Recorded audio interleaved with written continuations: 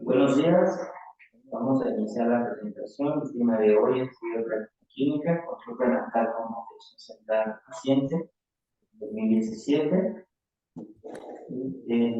Les recordamos que se tienen que dar de alta en la plataforma de sistemas de capacitaciones para posteriormente realizar su examen pre y post y acceder a su constancia. Damos inicio con el tema. Bueno, el tema del día de hoy es control prenatal con atención centrada en la paciente. Es Nayeli, del 2017. Y bueno, vamos a tener que la atención prenatal, como tal, representa una de las principales demandas de atención médica de primer nivel. Este es uno de los motivos que justifica estar todo el tiempo capacitándonos en el tema. La Organización Mundial de la Salud considera que el control prenatal es una prioridad que tiene que ser incluida en las políticas públicas como estrategia para optimizar los resultados del embarazo y prevenir la mortalidad materna y perinatal. Y bueno, por último, se estima que el 80% aproximado de las complicaciones durante el embarazo pueden ser prevenibles, controladas o tratadas sin mayor complicación durante o con un buen control prenatal. Y como tal, el control prenatal está definido como un conjunto de acciones que involucra una serie de visitas por parte de la embarazada a la institución de salud y a su respectiva consulta médica. Va a tener como objetivo vigilar la evolución del embarazo, detectar tempranamente riesgos, prevenir complicaciones y preparar a la paciente para el parto y la maternidad, así como la crianza. Y vamos a tener que va a tener varios objetivos, entre ellos los específicos.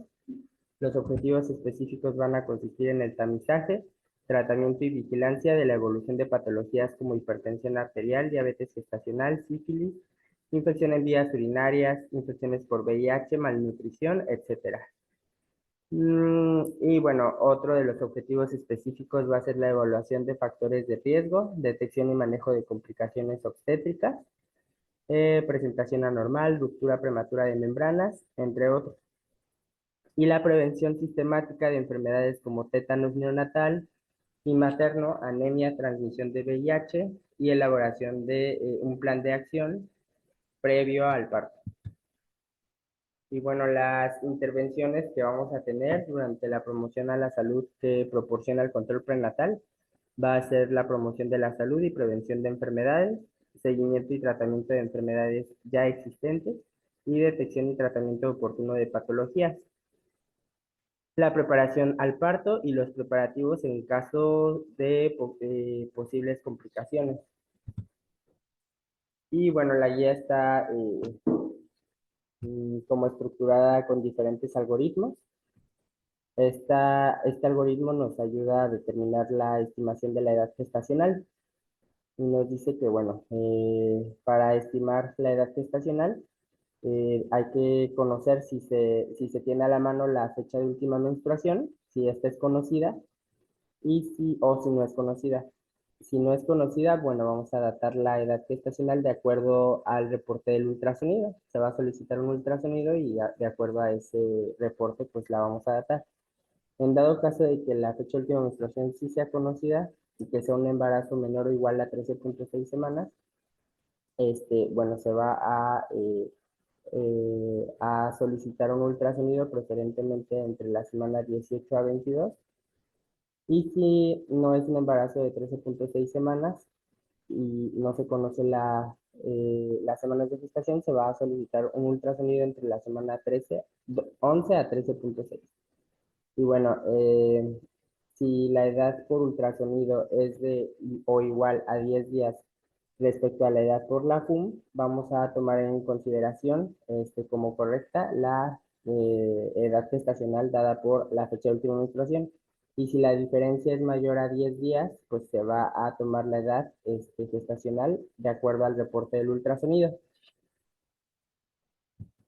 Y bueno, en el caso del algoritmo que nos habla del diagnóstico con paciente con embarazo y comorbilidad, pues vamos a tener que evaluar las diferentes comorbilidades maternas que vamos a tener: diabetes mellitus, hipertensión, enfermedad tiroidea, crisis convulsiva o epilepsia y obesidad. Y bueno, en el caso de la diabetes mellitus, si la paciente tiene tratamiento con metformina o insulina, en dado caso de que sí, pues solo debe continuar con su tratamiento. En caso de que no, tenemos que enviar a nutrición y cambiar a metformina. En el caso de la hipertensión arterial crónica, evaluar si la paciente ya tiene tratamientos con IECA, ARA o diuréticos. En dado caso de que los tenga, estos tratamientos deben ser cambiados por alfa-metildopa o calcio antagonistas. Y en dado caso de que no tenga, medicación con estos medicamentos y ya tenga la atención con alfa-metildopa o calcio antagonistas, solo se debe continuar con su tratamiento. En el caso de las crisis convulsivas y la enfermedad tiroidea, bueno, vamos a continuar con el tratamiento. Y en el caso de las pacientes con antecedente de epilepsia, pues aumentar la dosis de ácido fólico. Y en el caso de la obesidad, al momento de ser detectada, pues va a ser indicado el envío a segundo nivel de atención. Bueno, vamos a tener diferentes factores de riesgo obstétrico que nos van a ayudar durante todo el control prenatal a identificar cuáles son estos factores que nos pueden predisponer a tener alguna complicación. Y bueno, estos factores de riesgo obstétrico se van a dividir en dos: en la historia clínica previa y en el embarazo actual. En cuanto a la historia clínica previa, vamos a tener los factores maternos, que van a ser factores de riesgo, como trastorno hipertensivo en el embarazo, desprendimiento prematuro de placenta inserta.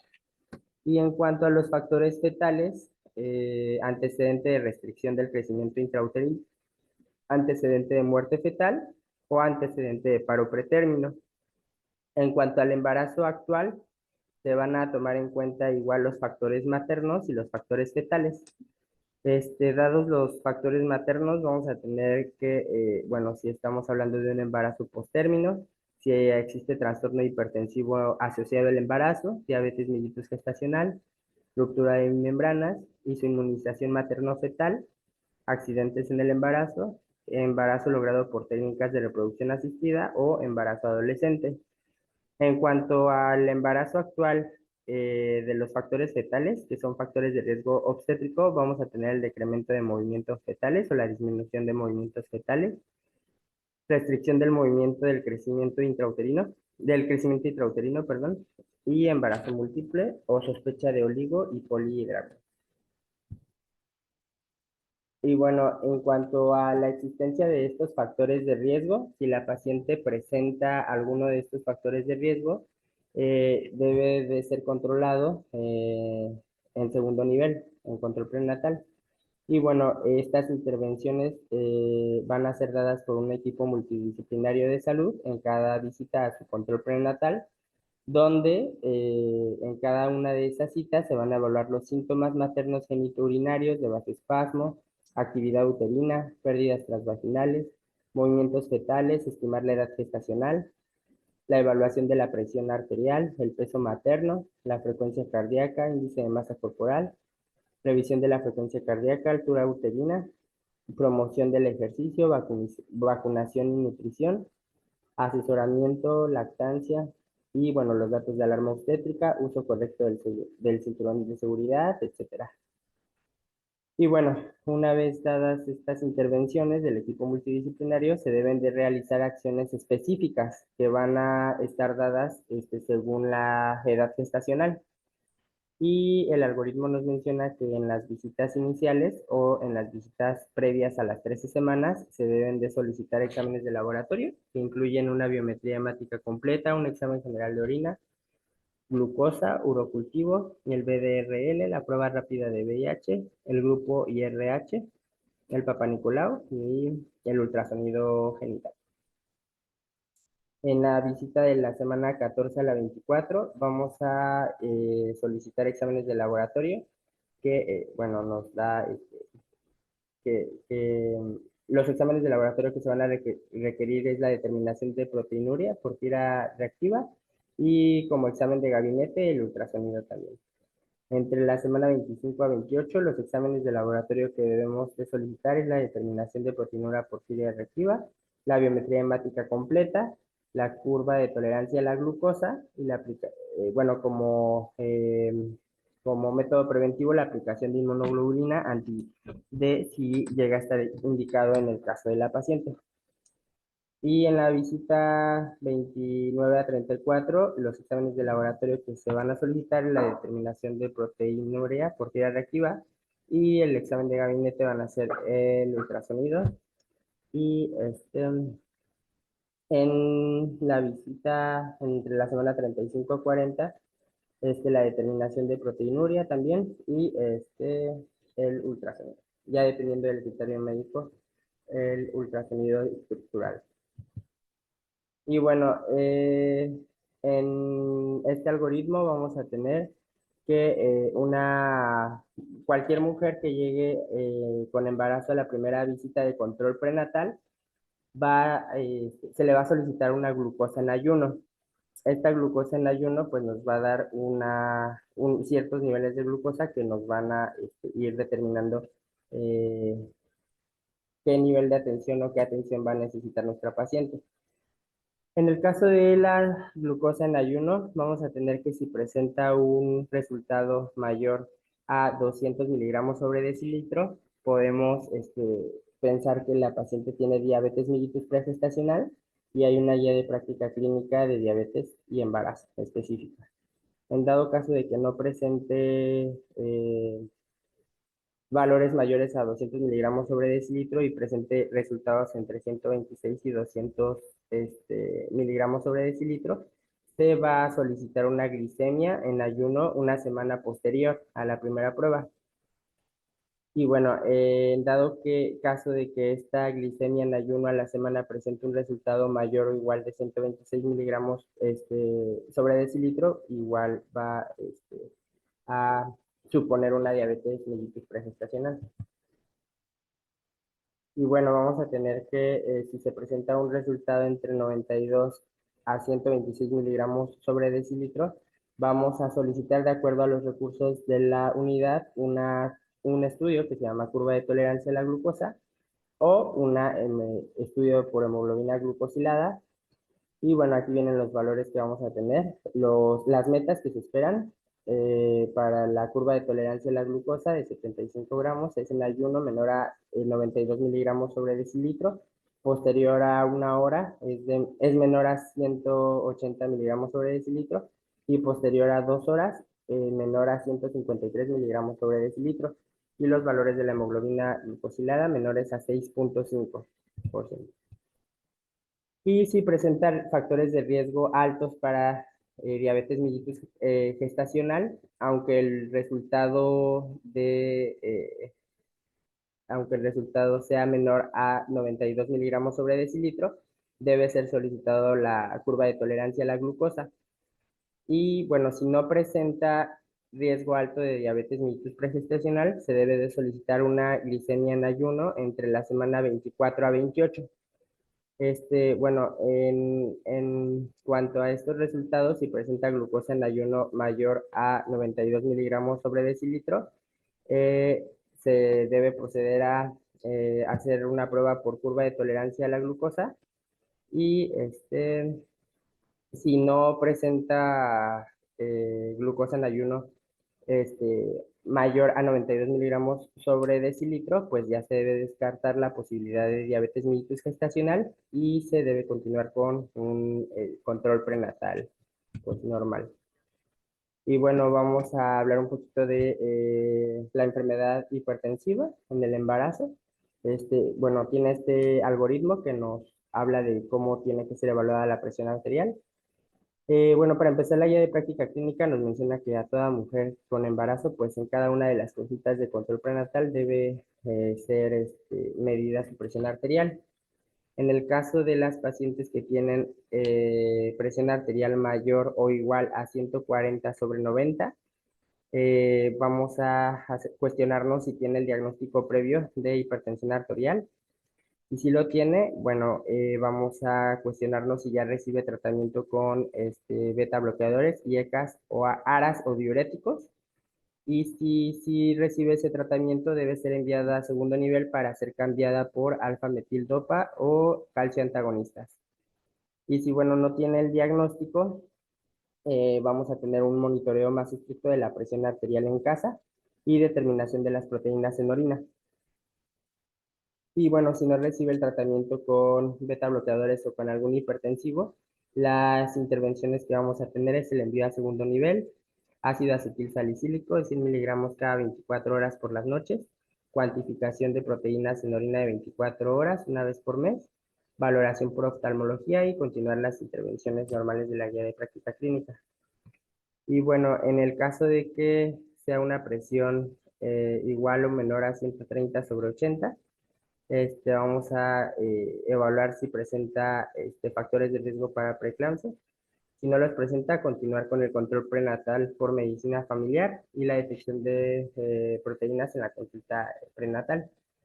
Y bueno, si presenta estos factores de riesgo, vamos a tener la medición del índice de pulsatilidad de arterias uterinas y si presenta el screening positivo, igual se van a atender las intervenciones. Envío a segundo nivel, el consumo de ácido acetil salicílico, la cuantificación de proteínas y la valoración por oftalmología. Y bueno, algunos de los factores durante el embarazo que predisponen a un parto pretérmino, los clasifican en dos, unos son de riesgo alto y otros son de riesgo bajo. Los de riesgo alto son los antecedentes de parto pretérmino, gestación gemelar o múltiple, polihidramios, antecedente de cono cervical. Y los de riesgo bajo son raza afrocaribeña, peso bajo materno, obesidad materna y algún tipo de infección vaginal, bacteriana o miomatosis uterina. Y bueno, algunas de las evidencias y recomendaciones que trae la guía de práctica clínica están ordenadas pues como por trimestre. En este caso tenemos las de primer trimestre. Nos dice en evidencia que una dieta balanceada en energía y proteína ha sido asociada con un modesto incremento del peso materno y una sustancial reducción del riesgo de bajo peso fetal. Y bueno, como recomendación, evaluar el riesgo de diabetes gestacional en toda persona embarazada desde la primera consulta prenatal. En evidencia vamos a tener que un conocimiento adecuado de los signos de alarma obstétrica ayuda a actuar rápida y apropiadamente ante la identificación de síntomas anormales, y esto nos va a ayudar a contribuir la adopción de conductas positivas que beneficien la salud y prevengan complicaciones en el embarazo. Y bueno, la recomendación es que toda persona embarazada tenga una historia clínica centrada en sus necesidades individuales, así como realizar la formación de grupos de cuidado prenatal. Y estos grupos de cuidado prenatal deben de incluir a personal de salud, enfermería, trabajo social, ginecobstetras, médico general, familiar, pediatría y su pareja o la persona que va a apoyarla durante su embarazo. En evidencia vamos a tener que la embarazada con gestación menor a 19 semanas que realiza gimnasia en agua por 1 hora semanalmente reduce el dolor en la zona lumbar durante el embarazo sin tener efectos adversos. La guía de práctica clínica menciona que no hay ninguna contraindicación para alguna actividad física moderada. Y bueno, en cuanto a la recomendación, menciona que toda persona en edad reproductiva y o embarazada debe de tener información clara sobre los cuidados a seguir, prácticas sexuales, eliminación del tabaco y el alcohol y enfermedades de transmisión sexual. Y bueno, la dosis recomendada de ácido fólico, la dosis de 5 miligramos de ácido fólico disminuye el riesgo de defecto en el tubo neural en un 69% en la persona embarazada y en la persona con antecedente de hijos con defecto del tubo neural. Los 5 miligramos deben ser administrados a toda mujer embarazada que tenga antecedentes de defectos en la formación de tubo neural o pacientes que tienen algún riesgo o una predisposición a desarrollar algún defecto en el tubo neural, como las pacientes que fuman o que toman o que ya tuvieron algún embarazo que culminó con malformaciones o defectos en el tubo neural. Y bueno, lo ideal es que para toda mujer embarazada, sin algún factor de riesgo, la dosis recomendada son 400 microgramos al día para prevenir los defectos de tubo neural, idealmente 3 meses previos al embarazo. Bueno, vamos a tener las evidencias y recomendaciones durante el segundo semestre. En la evidencia nos menciona que existe una insuficiente evidencia de que la alta calidad de magnesio zinc sea benéfica y se sugiere que a toda persona embarazada debe de tener una ingesta eh, de vitamina A como beta carótenos y bueno, como prevención de ceguera nocturna, anemia materna y limitando la ingesta de retinol. Vamos a tener el incremento de la ingesta de agua y fibra, puede ayudar a combatir el estreñimiento que se presenta la persona embarazada en el segundo y tercer trimestre de embarazo. Y bueno, como recomendación, la suplementación con hierro de 30 a 60 miligramos para la persona embarazada puede ser recomendada como una estrategia para prevenir la anemia materna, que normalmente lo ideal es comenzarlo a las 20 semanas de gestación.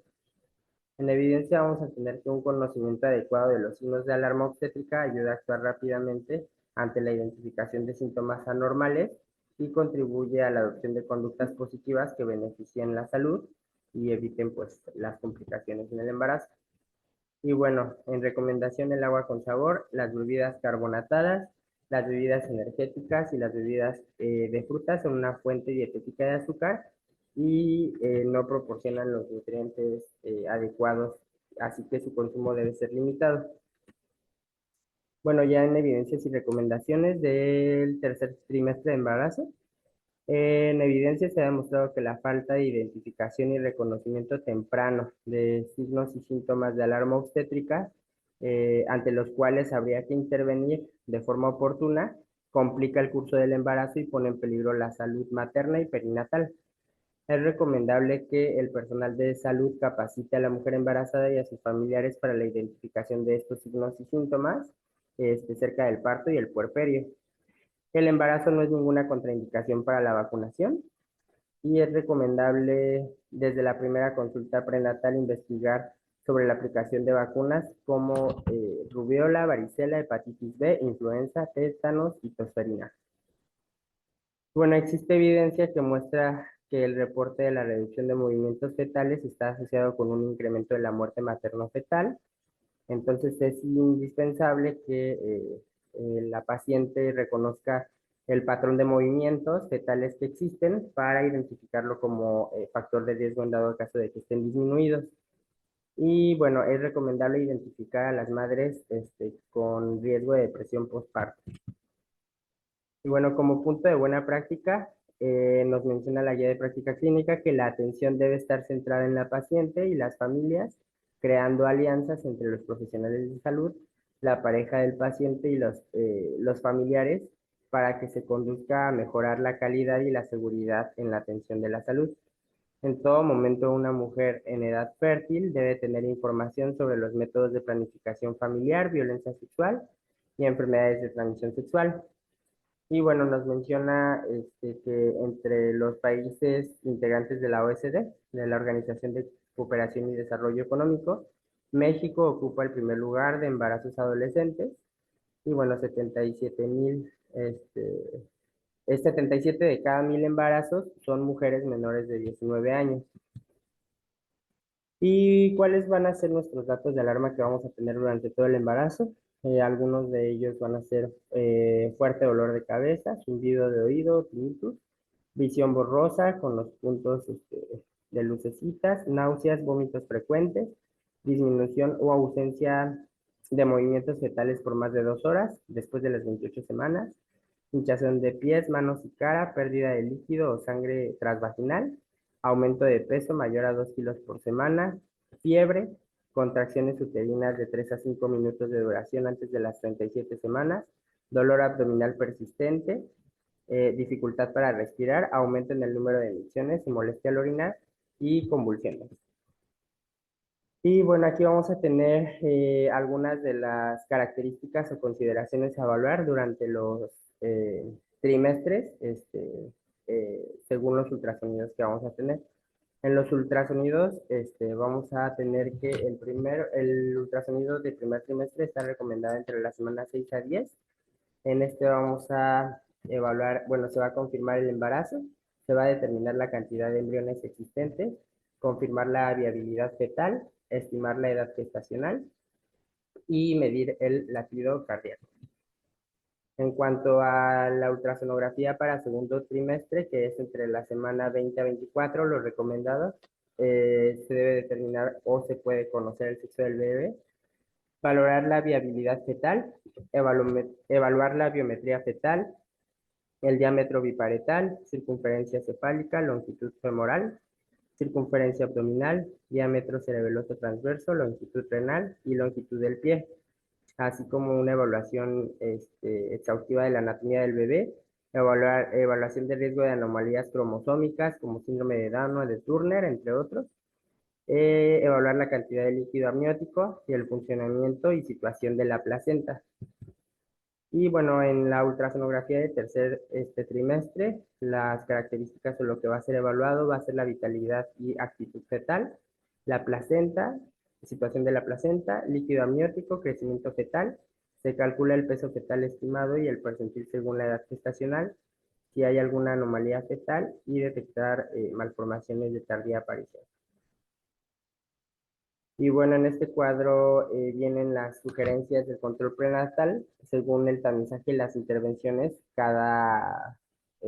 dadas las semanas de gestación. Nos menciona que en la visita inicial, que debe ser antes de las 14 semanas, se debe realizar una historia clínica completa e identificación de riesgos, evaluación de la edad gestacional por fecha de última menstruación, evaluación de la presión arterial y peso materno, así como el índice de masa corporal, verificación del esquema de vacunación, referencia al especialista de acuerdo al riesgo obstétrico, y bueno, entre la semana 11 a 13.6, un ultrasonido para descartar alguna malformación. Y bueno, en cuanto a las pruebas de laboratorio solicitadas, vamos a tener la biometría hemática. Eh, Vamos a atender la biometría hemática, grupo RH, el examen general de orina, un urocultivo, Papa Nicolau, exudado vaginal, el BDRL y prueba rápida de VIH. Y como educación y consejería vamos a tener la sugerencia de ejercicio o actividad física, nutrición, asesoramiento para la lactancia materna y el cese de uso de sustancias como tabaco y alcohol. Durante la visita de la semana 14 a la 24, vamos a tener una revisión de la frecuencia cardíaca fetal.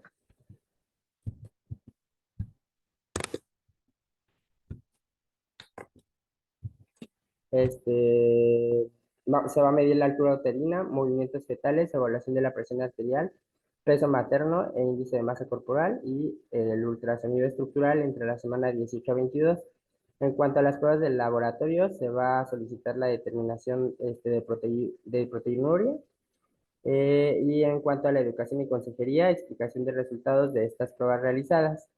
Entre la semana 24 a 28 vamos a tener la revisión de la frecuencia cardíaca fetal, altura uterina, movimientos fetales, evaluación de la presión arterial, el índice de masa corporal, aplicación de inmunoglobulina anti-B en la semana 28 en las pacientes RH negativas no sensibilizadas. Y en cuanto a las pruebas de laboratorio, determinación de proteinuria por tira reactiva, biometría hemática, curva de tolerancia a la glucosa. Y en cuanto a la educación y consejería, dar pues a conocer los signos y síntomas de parto pretérmino, síntomas de depresión en el embarazo. Entre la semana 28 a 34, revisión de frecuencia cardíaca fetal, altura uterina, movimientos fetales, evaluación de la presión arterial, peso materno, índice de masa corporal, evaluación de la salud fetal con un ultrasonido obstétrico para la evaluación del crecimiento, en pruebas de laboratorio, determinación de la proteinuria, y en educación, signos y síntomas de preeclampsia, signos y síntomas de parto pretérmino y signos y síntomas de depresión en el embarazo. Y ya por último, entre la semana 34 a 31, en la consulta vamos a tener como protocolo la revisión de la frecuencia cardíaca fetal, altura uterina, presentación fetal, movimientos fetales, evaluación de presión arterial, peso materno, índice de masa corporal, evaluación de la salud fetal con el ultrasonido. En cuanto a las pruebas del laboratorio, determinación de proteínas. Y en cuanto a la educación y consejería, signos y síntomas de preeclampsia, signos y síntomas del inicio del parto, signos y síntomas de depresión en el embarazo y educación para la lactancia. Y bueno, aquí nos menciona que América Latina y el Caribe es la segunda región con tasa más alta en el mundo adolescente, más alta de embarazo adolescente en el mundo. Y aquí hay una tablita que nos menciona las metas de ganancia de peso recomendado durante el embarazo.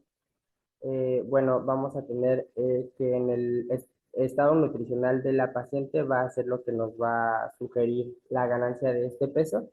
En el caso de una paciente con bajo peso o que su índice de masa corporal sea menor a 19.8, la ganancia de peso recomendado debe de ser entre 12.5 a 18 kilogramos y el cálculo de calorías por kilogramo al día es de 40.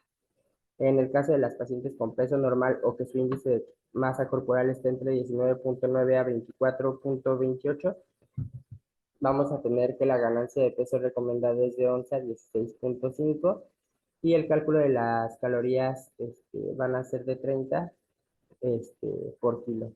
En el caso de las pacientes con sobrepeso, que tienen un índice de masa corporal de entre 24.9 a 29.9, la ganancia de peso recomendado es de 7 a 11 kilogramos.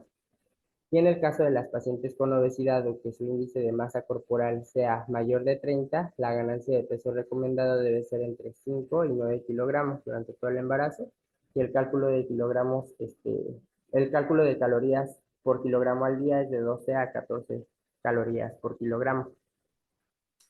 Y en cuanto a la altura uterina esperada en función del trimestre de gestación, vamos a tener que en la semana 18 de gestación se espera una altura uterina de 20 centímetros, en la semana 22 de 24 aproximadamente, en la 26 de 28, en la semana número 30 de 32 centímetros y en la semana número 33 de 34.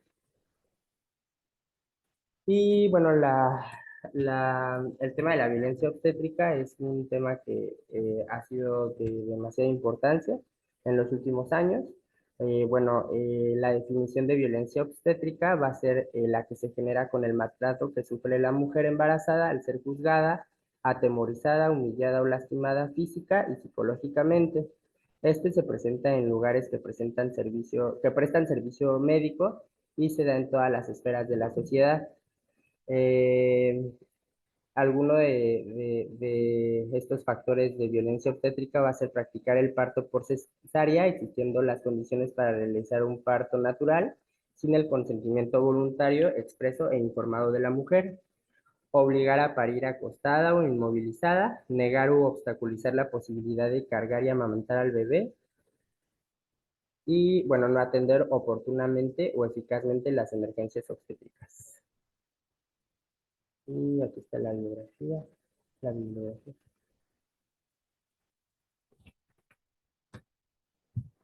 Con esto concluimos con la revisión del tema y no se le olvide registrarse en el sistema estatal de capacitaciones, realizar los exámenes. Cualquier duda o comentario que surja, pueden mandar un correo a la Jefatura de Enseñanza para su revisión.